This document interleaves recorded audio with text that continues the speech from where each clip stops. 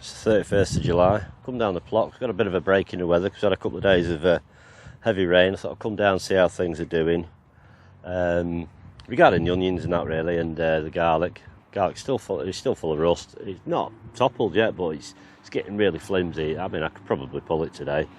We are forecast a few days of rain now, and I think it's supposed to come fine next week. So I'm just picking a few blueberries. I'll have to go to the van and get a punnet maybe.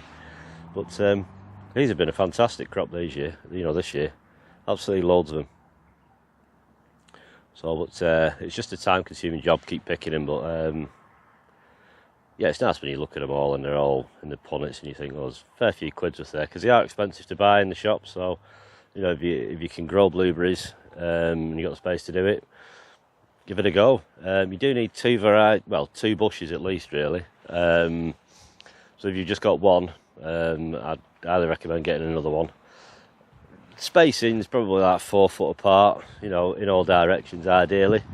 Early blue and blue crop are two of the varieties that are in here. I think these are the early blue. These small ones, these you can do in pots. You can grow blueberries in pots, so don't worry about that. As long as it's a big pot. Because they're not really deep rooters, they're quite shallow rooters. They don't like to be too waterlogged. And obviously try and get the soil a bit more acidified, whether you use ericaceous or sulphur chippings, or an old way we used to be like get a load of rusty screws and nails and stuff and bury them around them, and that would just general rust would acidify the soil. Or you can dilute a little bit of vinegar, probably once a month, just a little tiny bit. Get yourself a pH tester and just sort of apply some water with a little probably a teaspoon in 10 litres would be suffice, and just keep a check on it. If you can get it down to like 6, then great, but it'll soon wash away and go back to sort of the neutral 7. But I just apply the sulphur chips usually, and do probably 2 or 3 like vinegar waterings a year, and they seem to do okay. I'm the only one on here who seems to be able to grow them, to be honest. Not a lot of people have got them, but they give up on them. But these bushes are a good few year old now. Be getting on for probably 12-year-old. They've been moved. They came from the old allotment in 2012, and they were moved to this plot. They were over there and then they got moved over here, so they've been moved about a bit. They do move quite well. If you dig a big root ball, you can leave them out the ground for a few weeks. As long as you've got a big clump of soil around them, you can wrap it with cling film or just put a bag around it. They do transplant well. Dig a big hole, put it in. You can line the hole with maybe some sort of plastic, and then leave the bottom with something that's semi sort of porous so it can drain, and fill that with ericaceous compost. That will help to keep it acidified. But give them a go. If you've got the space, it's definitely worth it. But obviously the birds, blackbirds, thrush, they love eating them. So they do need caging. Obviously you need to allow insects in to pollinate. But as soon as you see all the white flower petals gone, get them netted, covered, and then otherwise you'll lose a lot. Right, so we'll have a look around and see what's what. I came on the other day. I just folded my red onions over because they got downy mildew. The Santero is resistant to it a little bit, but the red spark have got it.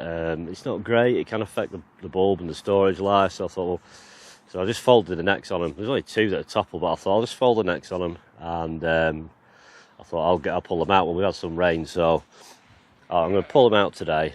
And just try because it's a nice wind today. We've got about 24 hours, so we can get them sort of airing out a bit today up here. Then I can come and collect them, and then I'm not sort of like dripping water in the back of the van, because when you get, there's over there's over 200 onions on the plot. So if I take all them on, there's going to be a lot of water in them. You know what I mean?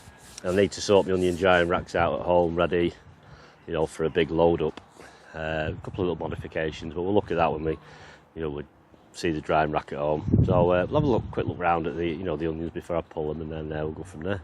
Right, if you're wondering what this contraption is, it's a really old way of drying onions. I've not built one of these for 12, 14 years.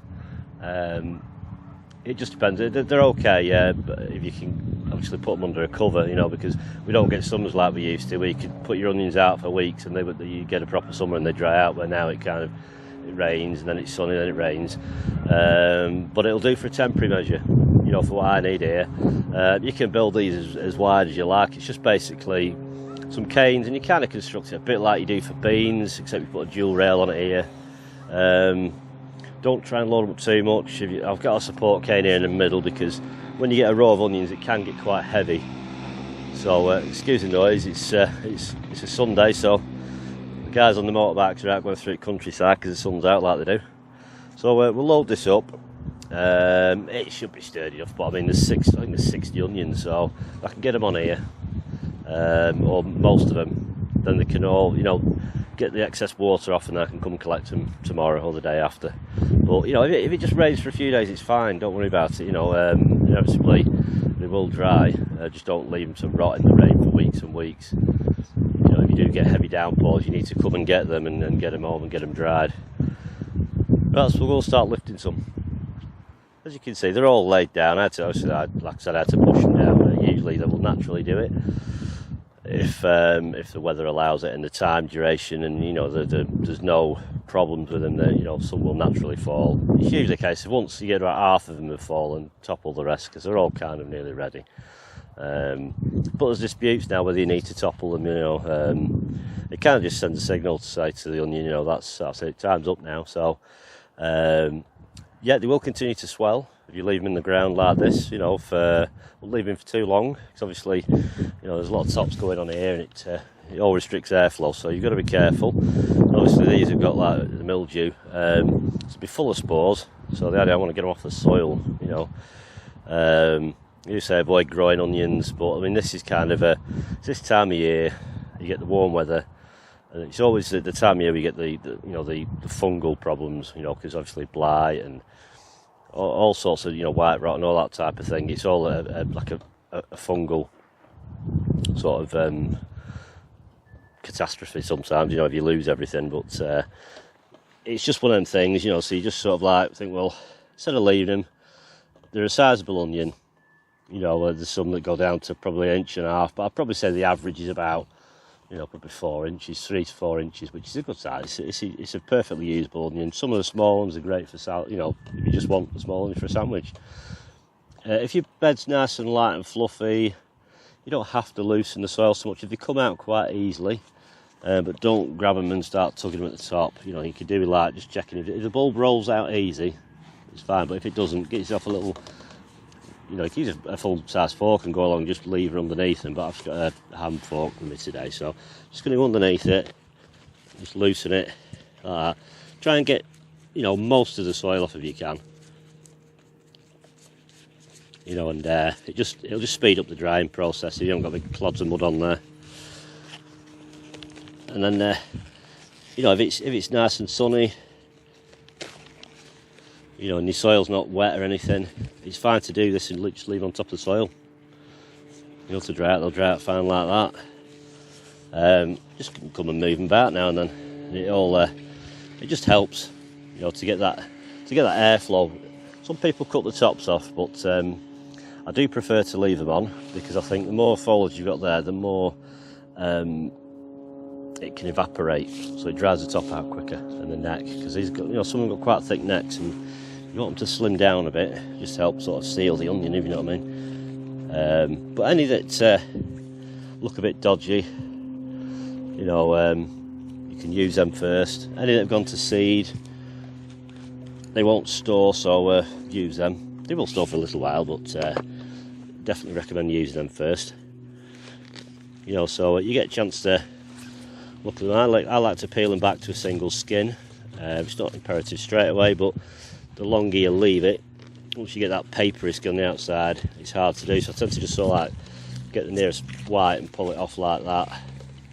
But I'll do that when I get them home, and then that will become like it's a nice. There's no little splits in it. You get a chance to have a good look underneath it, and then you can assess which ones have got damage. So I'll pull these up and then stick them on the rack, and we'll have a look at them.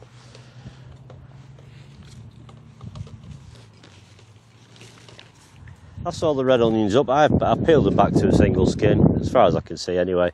I think there was 2 that I had to sort of like throw away. One was a bit bust up, the other one I've kind of like peeled back. I'll probably use a bit of it, but apart from that, I pulled a few of the Santero that had toppled on the road, so I thought I might as well get them out. Obviously they're mildew resistant, but it will get them. So I thought, well, instead of them laying on the deck getting all wet, and this gives the other ones a bit of room to topple as well. Sometimes if you feel the necks they have sort of gone, it's just the other ones are supporting them, you know, and you just get a big heavy downpour and the lot just collapse then. But you know, it's a shame it's not going to be like this for a week. You know, if it was dry like this and sunny. Nice, it's fairly breezy today. It dried out really quick. But I mean, it should sort of stand up to the wind. There's a few of these that started, you know, they've been toppled for a week or two, so the next one like really soft. That one's hanging down, but I'm not bothered. I say a bulk of these. Hopefully, I get up tomorrow. I'll take them home tomorrow if I can get my onion bit ready at home. This is just to get the initial sort of drip off. So not sat there with too much water in the neck. That's the roots to dry off, and I can sort of dust the mud off. I leave the roots on until I actually get ready to string them. Everything stays on, and I just sort of like, when these are dry tomorrow as I load them up, I'll just crumble some of the soil out. You know, if it did have a big downpour, I'd just wash a lot of the soil out of them anyway. But so it doesn't matter if they get a little bit wet. You just don't want to be stuck here for like 2 weeks of solid rain, really. So we'll pick some blueberries and then I'll head home then.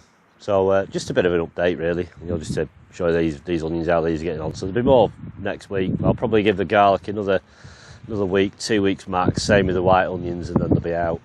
As with the Maris pear potatoes, and if blight's arrived, you know, it probably will start showing its signs probably in the next 2 weeks, I should imagine. I'll just have to keep an eye on all the potatoes. I'm not sure. I've got a few volunteers come up. I'm not sure if there's the odd Sarpo Mira hanging around in there, but if it is, bonus crop, I guess. So yeah, I'm gonna pick some blueberries and probably give that bed a rake over that I got these out of. I don't know what I'm going to put in. I might just cover that bed up now for this year when I get round to it. I'm not too bothered, because as weeds start to sprout on it, I can knock them off, and then I can cover it up at the end of the year. But if I get something that, you know, lettuce, anything like that can go in, I'll put it in. Because points me putting a lot of stuff in and I'm not going to eat it. I don't particularly need it, you know. I've got some seedlings at home, but obviously I've got my big onions at home. The exhibition ones need to come out, because that's obviously they're going to need drying. I can't remember how many I think it's 14 or 15 of them. You know, and some of them are probably, you know, £3-4 pound maybe. So they take up quite a bit of room. So thanks for watching. Take care, and I'll see you next time. See you now. Bye bye.